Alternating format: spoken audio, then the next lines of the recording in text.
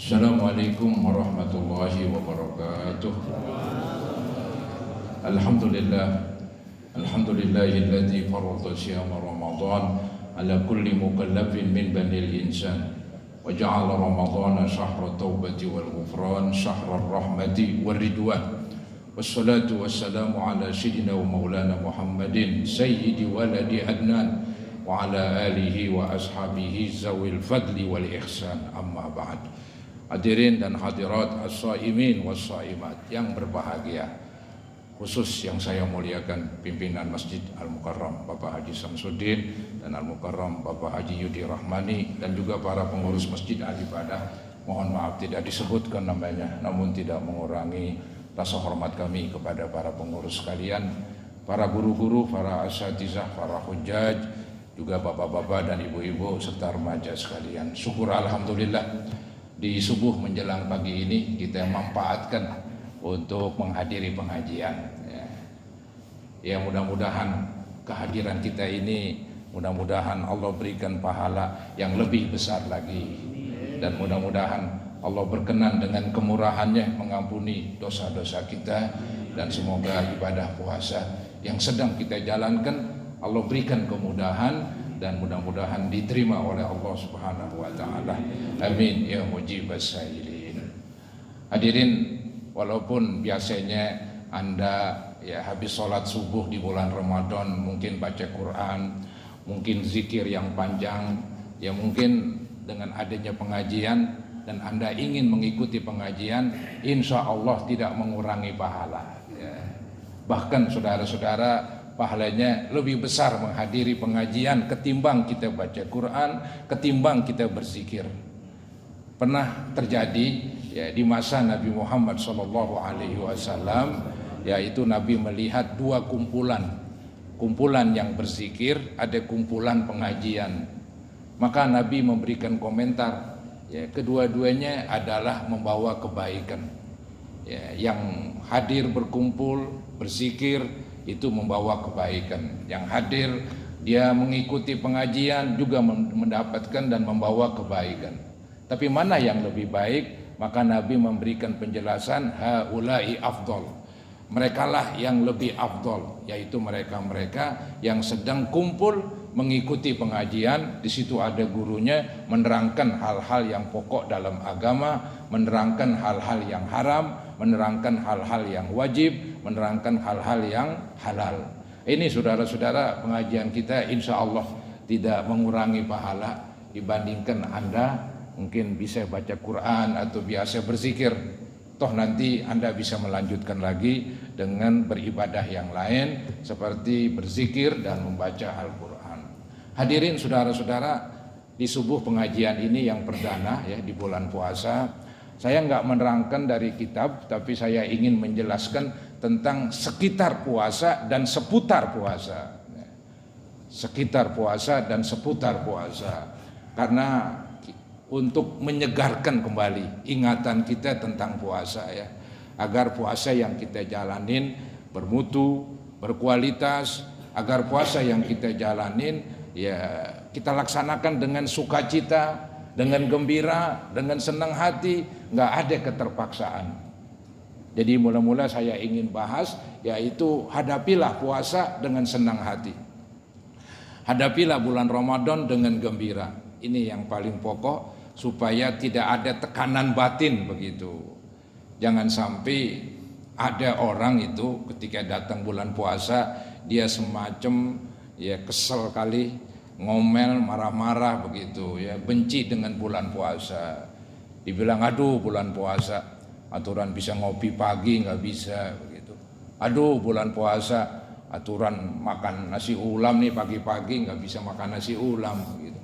Jadi banyak aduh-aduhnya dia. Ya, ini kan nggak bagus saudara-saudara.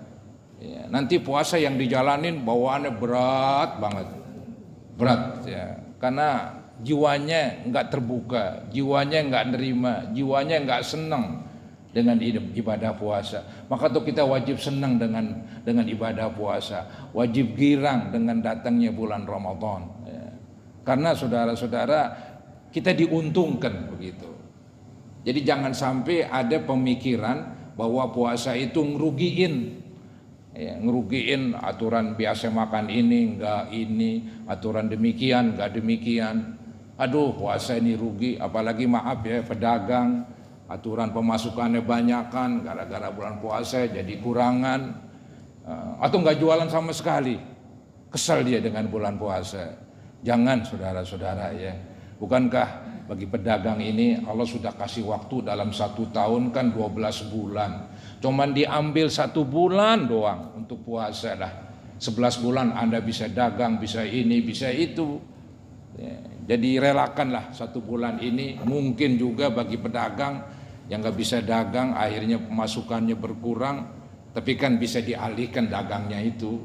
Lebih-lebih dagang makanan mateng, ya bisa dijual di waktu sore menjelang maghrib ya. Jadi jangan kehilangan akal lah begitu ya. Jangan kesel marah dengan ibadah puasa dengan bulan Ramadan. Justru kita girang. Kita sambut bulan puasa dengan ucapan marhaban ya syahrul Ramadan, marhaban syahrul siyam. Selamat datang wahai bulan Ramadan, selamat datang wahai bulan puasa. Itu yang ada semestinya di pikiran dan di benak kita. Ya, jangan yang bukan-bukan ada itu yang ngeres-ngeres saudara-saudara. Itu merusak ibadah puasa kita, merusak keikhlasan kita, dan akhirnya juga merusak jiwa kita. Kita menjadi ada beban begitu ya. Enggak enak jadi puasa, enggak gurih saudara-saudara. Maka dari itu seandainya kita belum merasa senang dengan puasa, paksakan supaya senang begitu.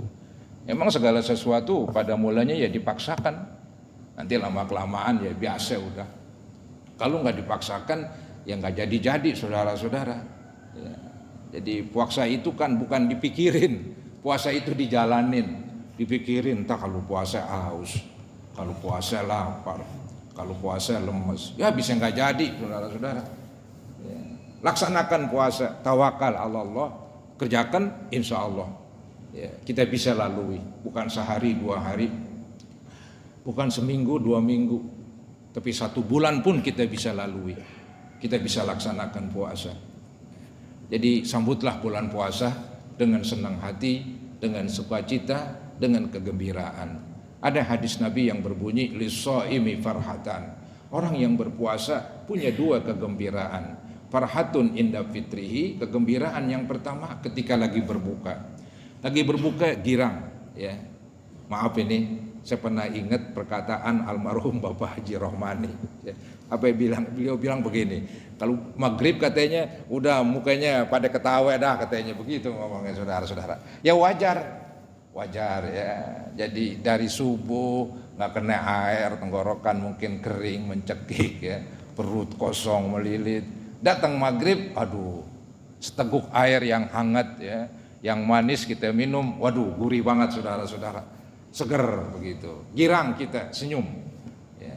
Memang demikian, lis-shaimi farhatan, orang yang berpuasa punya 2 kegembiraan. Yang pertama inda fitrihi, ketika berbuka girang karena dia bisa berbuka senang, girang karena lulus 1 hari, enggak batal, enggak rusak, alhamdulillah gue bisa lalui 1 hari dengan baik begitu. Girang saudara-saudara, itu girang yang orsinil ya.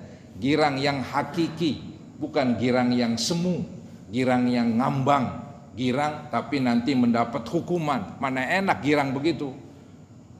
Kita girang senang, setelah itu dihukum para hadirin. Mana asik. Yang enak girangnya kita abadi. Itulah girang karena kita bisa melaksanakan ibadah puasa 1 hari lulus ya, nggak ada gangguan apa-apa. Itu juga namanya girang. Girang karena dia udah meraih pahala 1 hari dengan sebab puasa itu. Kemudian nanti girang yang kedua inda liqa'i rabbih. Farhatun inda liqa'i rabbih, kegembiraan ketika bertemu dengan Tuhannya. Ketika dia wafat Allah perlihatkan pahala ibadah puasa yang ia kerjakan. Bahkan nanti di akhirat syafaat memberikan pembelaan. Kalau di dunia ada orang berperkara, dia butuh pembela, namanya pengacara ya. Di akhirat nggak ada lah. Tapi ada saudara-saudara ibadah puasa yang dulu kita kerjakan di dunia, dibelain kita. Itu digambarkan di dalam hadis yaqulus siyam, berkata puasa. Puasa ngomong nanti. Allah berikan semacam kekuasaan bisa ngomong tuh ibadah. Itu ibadah puasa. Maka berkata puasa, ay Rabbi ya Tuhanku, mana'tuhu ta'am wa syahwah. Saya cegah orang yang berpuasa dari makan. Saya cegah orang yang berpuasa dari melampiaskan hawa nafsu. Fasyafi'ni fihi, bila saya kekuasaan untuk memberikan syafaat, memberikan pertolongan kepada yang berpuasa. Kemudian Allah izinkan kepada puasa itu untuk memberikan pertolongan. Itu juga kegembiraan yang hakiki, kegembiraan yang abadi, kegembiraan di akhirat nanti. Jadi saudara-saudara, senang kita dengan puasa, girang kita dengan puasa, ya. Nggak boleh minum nih.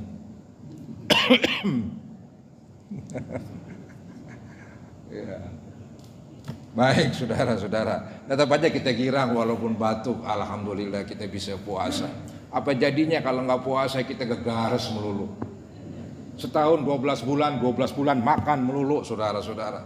Untung dalam 1 tahun ada 1 bulan namanya bulan puasa. Girang kita, alhamdulillah. Emang kita mau jadi hewan makan melulu saudara-saudara?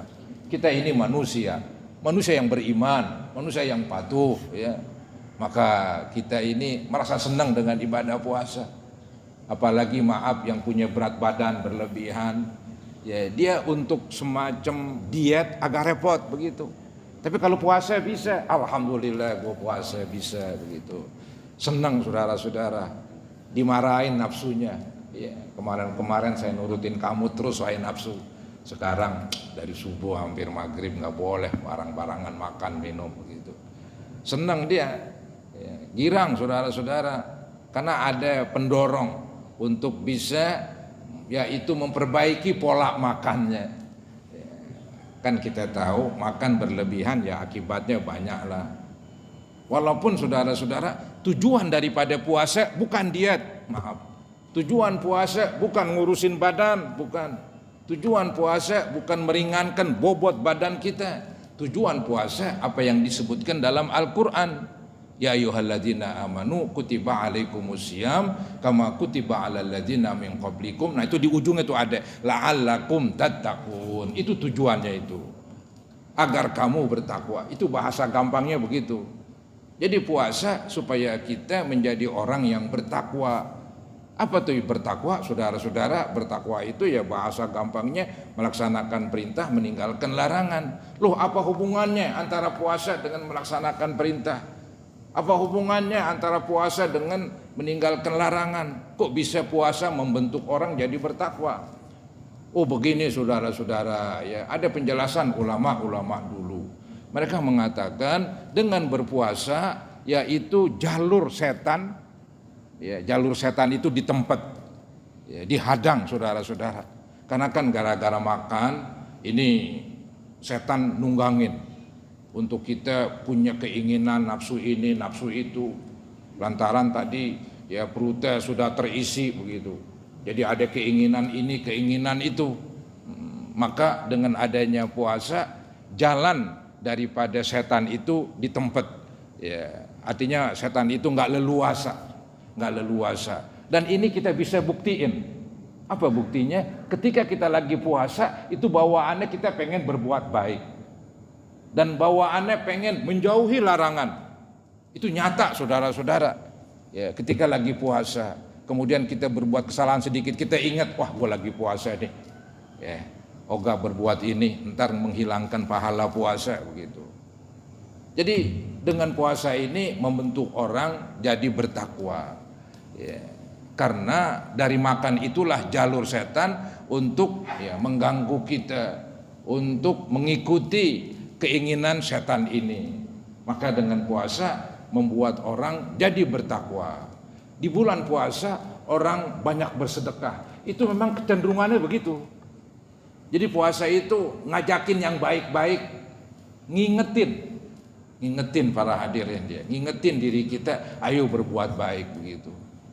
Yang bersedekah ingin bersedekah bulan puasa. Yang berzakat ngeluarin zakat di bulan puasa. Belum lagi nanti zakat fitrah dikeluarin. Jadi saudara-saudara, ini puasa mendorong seseorang untuk melaksanakan perintah Allah, baik yang wajib ataupun yang sunat. Juga mendorong seseorang, menghalangi seseorang dari mengerjakan yang haram atau yang makruh. Ingin memelihara puasanya biar utuh, ingin jaga nih puasa supaya cakep, biar 1 bulan benar-benar puasanya berkualitas, bermutu. Maka dia menjauhkan dari yang dulu-dulu mungkin dikerjain, aku berhenti dah begitu.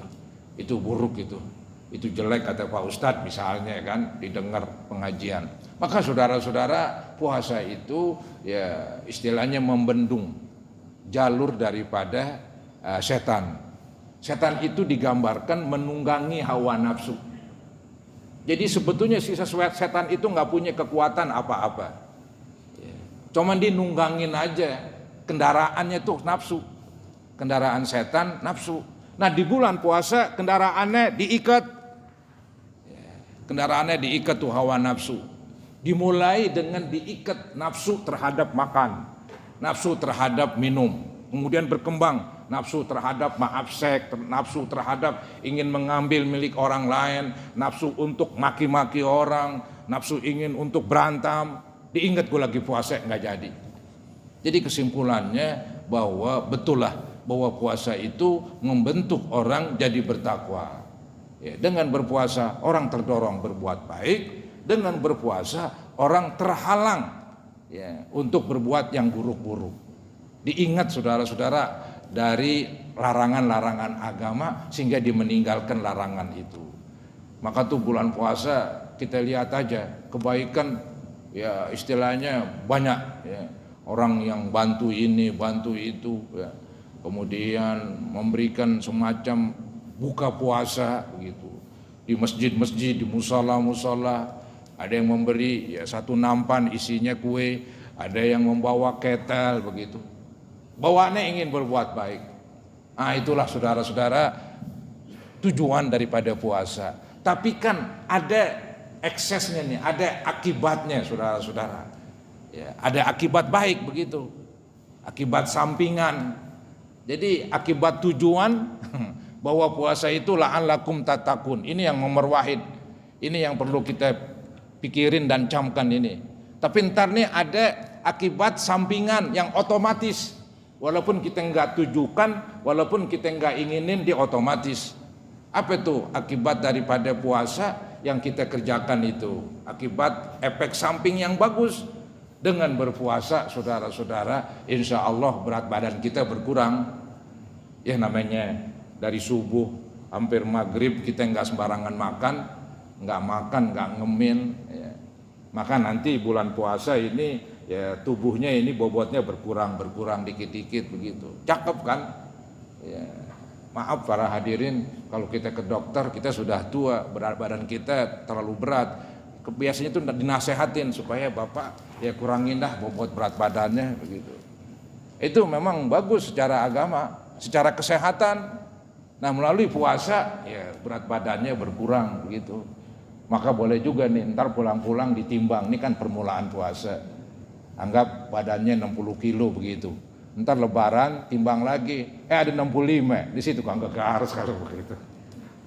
Kebanyakan makan kolak saudara-saudara. Kolak itu kan gula itu paling gampang. Gula itu paling gampang memberatkan tubuh, menggemukkan badan. Itu gula saudara-saudara ya. Maka kalau berkurang, alhamdulillah itu. Itu bukan tujuan sih, itu efek samping para hadirin. Tujuan kita la'allakum tattaqun. Begitu. Ya. Maka ada hadis kan man shoma ramadhana imanan wa ihtisaban. Barang siapa yang berpuasa Ramadan dengan keyakinan, iman ya, meyakini pahala besar puasa itu. Kemudian ihtisaban, ikhlas. Jadi itu kita puasa emang ikhlas karena Allah. Ya tujuannya la'allakum tattaqun. Bukan gue mau puasa, tujuannya biar diet. Ntar pahala puasanya bisa kurang, bisa hilang para hadirin. Nah, karena jadiin tujuan itu sih hanya akibat aja, akibat sampingan. Kita niatin, kita tidak niatin, kita tujukan, kita tidak tujukan, tetap aja dia ada insya Allah. Ya, jadi dengan berpuasa berat badan kita berkurang. Memang sih Al-Quran kan udah memberikan gambaran itu, cara dan pola makan Islam. Yaitu dalam Al-Quran, wa kulu washrabu wa la tusrifu. Silakan makan, silakan minum, dan janganlah berlebihan. Kita disuruh makan, disuruh minum, karena hidup tanpa makan, tanpa minum nggak bisa hidup, saudara-saudara. Butuh makan, butuh minum dalam hidup. Tapi ada tuh ujung itu ayat Quran yang dilarang, wala tusrifu, jangan berlebihan. Nyatanya ini kita makan berlebihan. Saya nih, yang lain. Kalau makan itu, apalagi makannya enak, gurih, remnya nggak pakem, saudara-saudara. Blong remnya. Kalau belum kenyang banget, belum berhenti. Ini repot emang. Aduh. Jadi Al-Quran sih memerintahkan wala tusrifu, jangan berlebihan. Kalau berlebihan bagaimana hukumnya? Kita tanya hukumnya ini. Yang saya tahu hukumnya makruh, nggak bagus. Kalau haram dosa mulu kita. Makan berlebihan haram, besok makan lagi berlebihan haram lulu. Tidak para hadirin, hukumnya makruh. Karena kan makanan kita, nasi kita, duit kita halal. Kita beliin yang lezat, makannya banyak kan begitu. Halal, cuman nggak bagus aja. Jadi itu wala tusrifu, dan janganlah, kalimat jangan kan larangan, tapi larangan bukan larangan haram, larangan makruh. Kalau secara hukum kan larangan ada dua macam, larangan haram, ada larangan makruh. Para ulama ahli hukum itu sudah menyimpulkan berlebihan makan hukumnya makruh begitu. Nah dengan berpuasa insya Allah nggak berlebihan kali juga kan begitu. Kalau malamnya maghribnya pakai ngancem sih entah jadi berlebihan juga. Dihitungin tuh makan pagi berapa piring, lohor berapa, sampai malam berapa, makan dah seukuran itu sih ngancam saudara-saudara, ya sama aja, cuman memindahkan waktu makan doang. Jadi kalau perlu makan maghrib ya sedang aja, nyaur puasa sedang aja, ya, supaya nanti ada efek bagusnya itu, tubuhnya keren saudara-saudara ya. Kan kita kan pengen sehat. Sehat itu mesti dicari, nggak ada sehat datang ujug-ujug. Sehat itu didapat, dicari dengan usaha begitu. Yaitu diantaranya tuh melalui puasa. Maka tuh ada hadis Nabi, sumu tasihhu, puasalah kamu akan menjadi sehat. Ini hadis kata para ulama, hadis dhaif katanya. Tapi artinya benar begitu. Secara medis, secara kedokteran, sehat itu didapat melalui puasa diantaranya. Maka ada hadis demikian, sumu tasihhu, puasalah kamu akan menjadi sehat. Sehat badannya. Enggak ada tuh gara-gara puasa tewas begitu. Orang tewas gara-gara puasa. Enggak ada saudara-saudara, enggak ada ceritanya itu. Ya. Maka justru bikin sehat. Maka tuh kita girang, alhamdulillah bisa puasa. Udah girang aja udah. Enjoy begitu, menikmatin. Jangan aduh tenggorokan gue kering, aduh lemas, aduh mulu, padahal nggak digebugin. Ini jelek saudara-saudara ya. Kita pengen meningkatkan kualitas ibadah puasa kita supaya tuh jiwa kita senang dengan puasa. Maka tuh kita tahu manfaatnya. Saya terangkan ini manfaatnya supaya jiwa kita senang dengan puasa, bukan kita malah jadi benci. Kita girang saudara-saudara. Kalau perlu jadikan puasa hobi, kayak Nabi Muhammad SAW. Nabi itu punya hobi puasa. Kalau kita punya hobi gak harus kali. Lain memang mau dikata apa dah. Ya kita cobalah usahakan saudara-saudara. Nabi pernah berbicara tuh kepada sahabatnya, alaika bisaum fa innahu la'idlalah. Adalah kamu berpuasa. Sesungguhnya puasa itu ibadah yang gak ada bandingannya. Ya, maka tuh kalau Nabi Muhammad paling banyak puasanya dah. Yang sunat itu banyakan daripada yang wajib. Ya, yang wajib kan cuma 30 hari lah kasarnya, atau 29 sebulan begitu. Tapi yang sunat Senin, Kemis, belum lagi puasa ini, puasa itu, puasa Syaban, puasa Asyura, puasa Tasu'a, puasa Arafah, puasa macam-macam puasa. Itu beliau kerjakan begitu. Emang hobinya nampaknya demikian. Ya kita mungkin nggak hobi puasa lah, tapi bulan Ramadan kita girang aja udah seneng, alhamdulillah gitu. Bisa puasa. Ya, kalau perlu ntar nambah lagi ya, 6 hari bulan Syawal. Ya. Jadi puasa menguntungkan, ada efek bagusnya, bukan kayak obat efek samping yang buruk para hadirin. Ini puasa betul emang dia terapi. Puasa itu terapi, pengobatan cara agama. Ya. Itu pengobatan makannya dibatasin. Ya. Kan ada istilah pantang, Kalau kita berobat, kemudian kita nggak pantang, itu efeknya nggak bagus memang. Nggak, obatnya jadi nggak begitu manjur kasarnya. Karena dia nggak pantang. Coba dia minum obat juga, pantang juga, itu lebih cepat sembuhnya. Maka tuh pantang adalah obat. Pantang adalah obat para hadirin. Bukan obat doang obat, tapi pantang adalah obat. Puasa adalah pantang. Pantang dari makan dan minum semenjak subuh hampir maghrib, pantang kita baru maghrib makan dah, kan begitu. Itu obat saudara-saudara. Maka kata Nabi tadi sumu tasihu. Makanya ibadah puasa kalau ditinjau dari segala segi udah hebat banget, udah bukan main. Jadi bergembiralah orang Islam itu. Allah buatin 1 bulan puasa, bukan kesel tapi digirang. Karena manfaatnya begitu banyak dari berpuasa. Nggak ada buruknya, nggak ada celaknya. Kalau memang kita sakit, ya itu agama sudah membolehkan nggak puasa. Ya. Ini kan yang puasa kan yang kuat, yang seger begitu. Biar tambah sehat lagi. Yang sakit memang boleh nggak puasa. Begitu. Nanti kalau sehat ya diganti demikian. Jadi saudara-saudara, manfaat daripada puasa banyak sekali. Itu dari segi jasmani doang itu. Belum dari segi rohani ya. Segi rohani ini kalau diterangin banyak banget ini saudara-saudara. Mulai puasa itu membentuk jiwa kita, jiwa yang ulet. Anda bisa rasakan orang berpuasa nggak makan, nggak minum dari subuh hampir maghrib, sehari 2 hari, full 1 bulan. Menggambarkan orang yang puasa bukan main uletnya. Keuletan dibutuhkan dalam kehidupan. Anda ingin tercapai cita-cita, syarat yang paling pokok keuletan. Kegigihan, enggak gigih, enggak ulet, berat para hadirin. Puasa mengajarkan kita ulet, walaupun lapar, istilahnya, walaupun tenggorokan kering mencekik, walaupun perut kosong melilit, tetap dijalanin tuh puasa. Ini kan namanya ulet, gigih, enggak cengeng, begitu. Enggak cengeng para hadirin tuh orang puasa diajarin ulet. Maka kalau kita merasakan puasa ya dengan pahit, dengan getir, toh kita laksanakan. Nanti ini kita menghadapi segala urusan dengan getir pahit kita hadapin. Nggak langsung bubaran, kita ulet, nggak cengeng, nggak berhenti di tengah jalan. Yang jadi pelajar, dia belajar benar-benar. Belajar capek, penat, dimarahin guru, disetrap, belajar terus. Yang jadi mahasiswa begitu juga, yang jadi pedagang ulet, yang jadi pegawai ulet, yang jadi buruh ulet, insya Allah sukses. Kalau nggak sukses, bubar saudara-saudara, itu karena nggak sabar. Maka disebutlah bulan puasa, bulan sabar. Itu keuntungan yang lain daripada puasa. Mendidik kita menjadi orang yang ulet seperti uletnya orang berpuasa. Menahan lapar, menahan haus, berjam-jam, berhari-hari, bahkan full 1 bulan.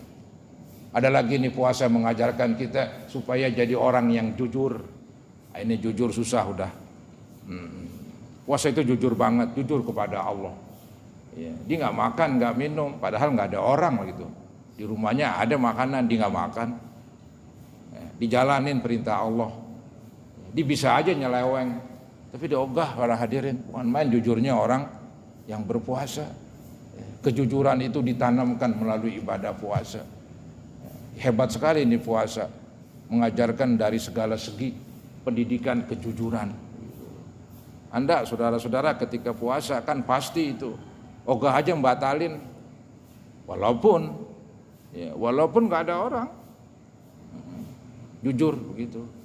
Kan bisa aja nih orang nggak puasa ngaku puasa begitu.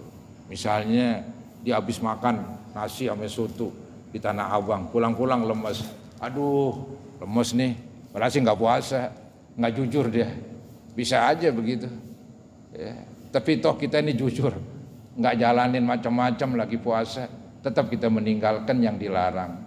Walaupun nggak ada orang, nggak ada yang lihat. Bukan main. Jujurnya orang berpuasa di hadapan Allah. Nah, kejujuran ini supaya ditingkatkan, disebarkan di dalam segala kerjaan kita. Ya, insya Allah kalau jujur kata orang mujur.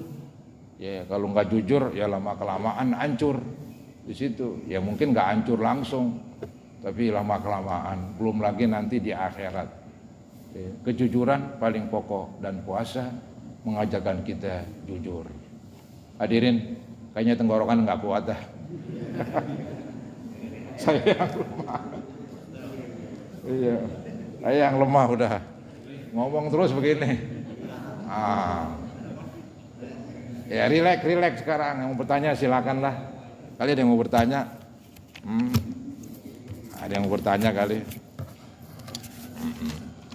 Ini puasa perdana namanya, ini lain memang. Ya. Kali ada yang bertanya? Kalau enggak kita tutup saudara-saudara.